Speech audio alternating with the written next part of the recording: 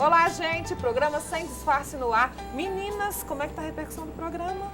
Ai, Grazi, por onde eu ando, as pessoas estão comentando. É mesmo? Todo mundo. Ai, vi vocês na TV. Ai, adorei aquele assunto. Ó, na fanpage do programa tá bombando. E tem sugestões. Ai, vocês podiam levar um entrevistado para falar sobre isso, sobre aquilo, tá muito bom. Vamos atender todas essas sugestões. E Vamos. você, Leide? Olha, o pessoal já comentando, perguntando, querendo realmente já até chegar o próximo programa pra gente aí estar levando mais novidades. Acho que nós vamos ter que abrir para participação do pessoal Aí, depois. seria ótimo. Com certeza. Vamos pensar sobre isso melhor. Vamos. E entra lá na fanpage do programa e vota para dizer pra gente como é que você quer, dê sua sugestão, fica à vontade, compartilhe os vídeos e tudo mais. Bom, hoje a gente vai falar um pouco daquela história de intolerância a glúten, lactose, né, e outras, açúcar e tudo.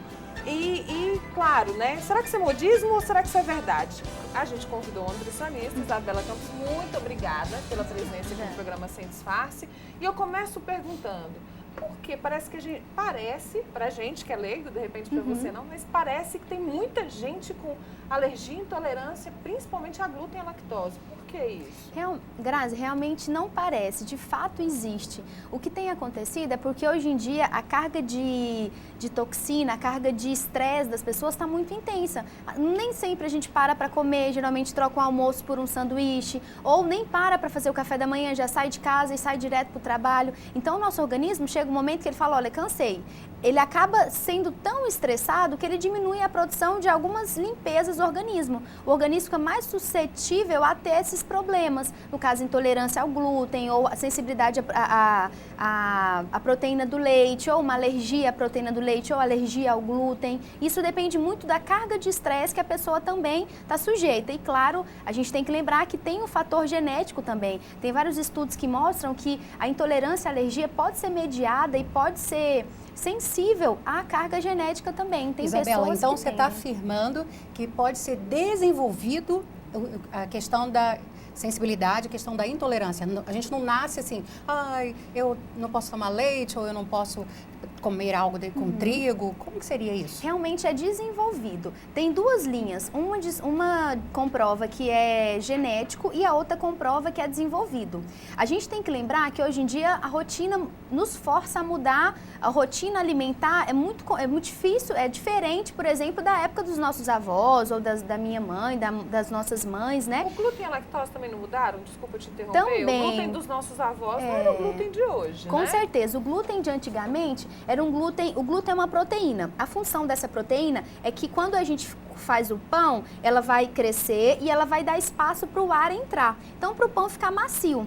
E hoje em dia, com as técnicas de produção, o glúten tem ficado cada vez mais rígido. Só que o nosso intestino, ele não é capaz de quebrar essa rigidez do glúten. Aí o que acontece? O nosso intestino é cheio de dedinho, que a gente chama de vilosidade. O glúten chega nessa vilosidade e começa a bater aqui, porque ele não consegue ser digerido. À medida que ele irrita o intestino começa a atrofiar e a abrir as vilosidades. Quando abre a vilosidade, que é o problema, porque a proteína que está na luz do intestino começa a passar para a circulação. Aí que vem as alergias mesmo, aí que vem dermatite, que vem relação com dor de cabeça, que vem relação com autismo, que vem relação com TPM. E o que as pessoas, por exemplo, podem identificar como intolerância ao glúten, por exemplo? Porque realmente a gente não ouvia falar sobre isso antigamente.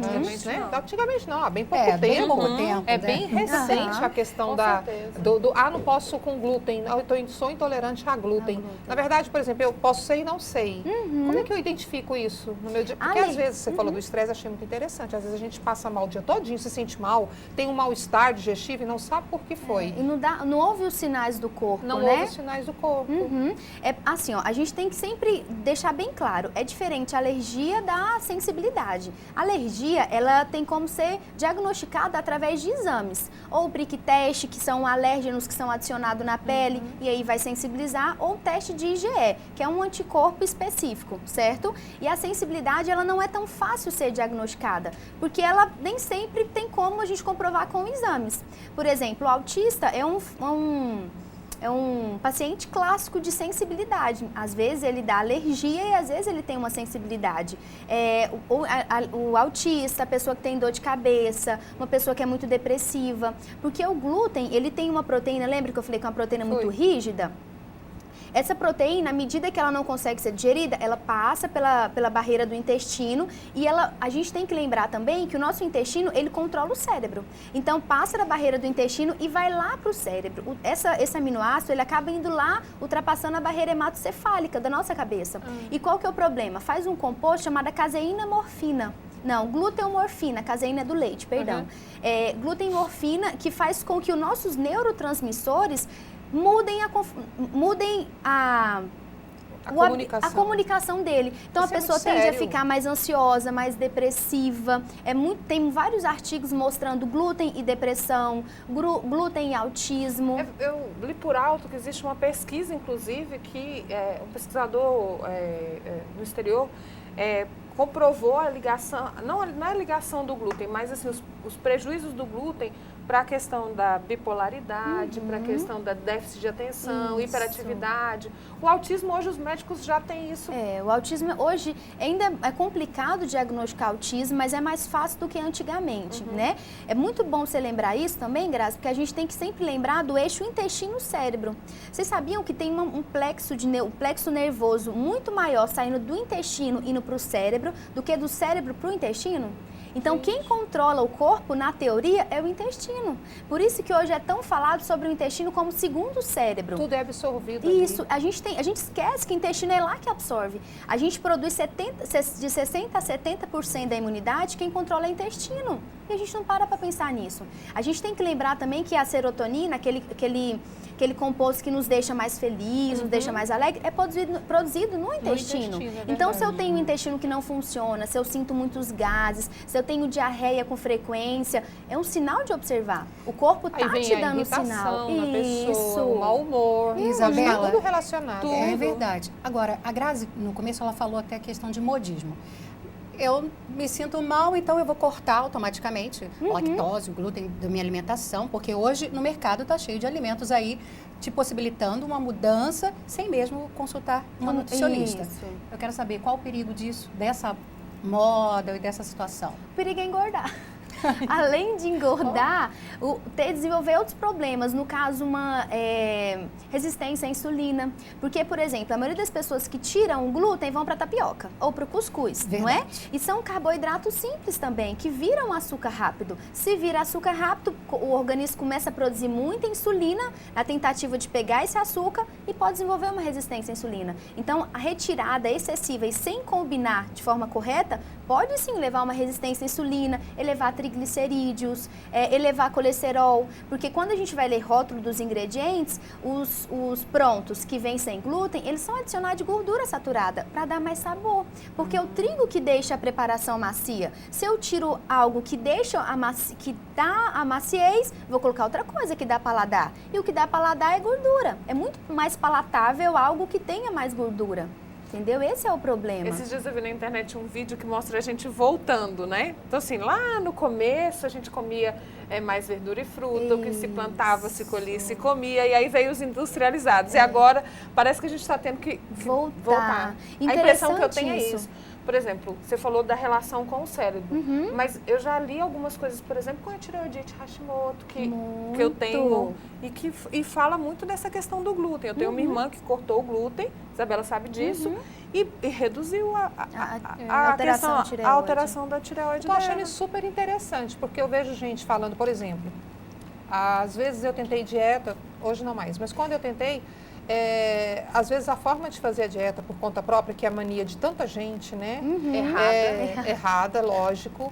Aí vem um mau humor, vem uma impaciência, um dia difícil, uma constipação. Às vezes o abdômen dá uma estufada. Então, assim, acho que não compensa ficar ouvindo o diz que diz por aí, né, Isabela? Claro. E procurar mesmo um profissional e saber Agora, direitinho. Isabela, vamos lá. Verdade. Uma vida sem glúten, sem lactose, não é fácil nos dias de hoje. Vamos combinar, eu tô passando por esse processo. Por que não tem glúten? Então, eu comprei até um bolo ali pra gente lanchar depois do programa, glúten, mas lógico. a Isabela não vai comer porque tem glúten e lactose. E já mandou eu não comer. Então, assim, é que difícil. não tem glúten? Então, vamos voltar. Você havia Será, meu falado... Deus, que não tem glúten? Adoro comer. É pouca Tá coisa, vendo? é pouca coisa. Não, mas Você ainda assim, pode. se nós não Tá tivermos sinais, não tem por que a gente tirar. O que a Grazi Entendi. havia comentado que antigamente a gente comia muito mais verdura e fruta, é verdade. Eu faço um questionário com os pacientes, fruta, antes de dormir eu como uma banana, porque eu tô com a fome, dou uma roedeira, eu como uma banana, entendeu? É a última coisa que as pessoas comem. E salada, final de semana. Mas por que não? Porque dá trabalho. Gente, demora muito mais fazer um arroz do que fazer uma salada crua, uma verdura cozida. É porque o nosso paladar tá habituado a ter prazer rápido. E o que dá prazer rápido? É carboidrato. A fruta, a verdura, não dá sensação de prazer imediato. E deveria dar. E deveria dar, mas por que não dá? Porque a nossa papila não está acostumada. Porque desde pequenininha, a mãe, até aos 6, 7 meses, ela faz papinha. Depois ela começa a papinha papinhas industrializadas. Isso muda o paladar da criança. Horrível. Ou então a criança faz 3 anos, agora tem 3 anos, ela se vira. E começa a dar chocolate, diminui o consumo de verdura e fruta. Ou a mãe faz lanche à noite e a criança janta. A criança fez 3 anos, ela não quer jantar, porque ela vê que a mãe não janta. Então, isso que a Grazi falou, que antigamente a gente não tinha as intolerâncias, alergias, claro, o estresse aumentou, o tipo do alimento mudou, hoje o alimento, a gente convive com o alimento transgênico, tem muito mais agrotóxico, o solo é diferente, a disponibilidade dos nutrientes é diferente, mas a nossa alimentação mudou. A gente diminuiu o consumo de fruta, de verdura, tem uma pesquisa que é feita a cada 3 anos, chamada POF, pesquisa sobre a saúde do brasileiro, né? E tem sido observado que cada vez mais sobrepeso e obesidade vem aumentando, sedentarismo vem aumentando e o consumo de fruta, verdura vem cada vez mais diminuindo. Porque comemos mal. Ou seja, Comemos mal. Gente, eu preciso, o papo tá uma delícia, mas eu preciso ir para o intervalo. Mas olha, você não sai daí não, que é rapidinho, a gente já volta. Você de casa gostou do meu novo cenário? Então, quem montou com todo carinho foi a Empresa A. A Empresa A é especialista em casamentos e formaturas, mas também atende todos os tipos de evento, com compromisso, agilidade e segurança. Não faça seu evento sem antes solicitar um orçamento na Empresa A. 3216-2684. Empresa A, especialista em eventos.